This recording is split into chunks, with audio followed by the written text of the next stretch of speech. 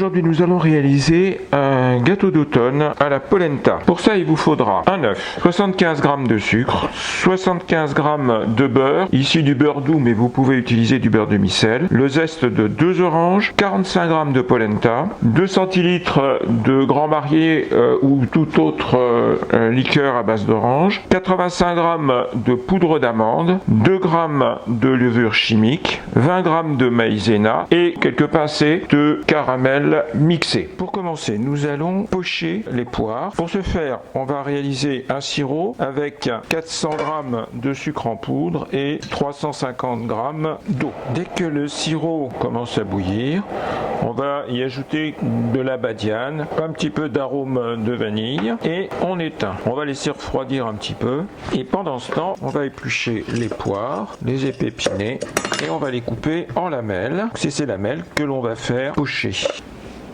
Le sirop a un petit peu refroidi, on va y mettre les morceaux de poire et on va pocher à feu très doux pendant une bonne heure. Dans un saladier, vous allez fouetter l'œuf et le sucre. Une fois que le mélange a bien blanchi, vous ajoutez la polenta, vous fouettez à nouveau, vous versez le Grand Marnier, le beurre préalablement fondu au micro-ondes, le zeste râpé des oranges, donc vous mixez, vous mélangez en plusieurs fois la poudre d'amande en mélangeant à chaque fois et vous finissez en ajoutant la maïzena et la levure. On mélange à nouveau. Vous allez beurrer votre moule. On dépose au fond une feuille de papier cuisson. On va récupérer maintenant nos morceaux de poire pochés. On les dispose tout autour. On laisse un petit bord libre de quelques centimètres.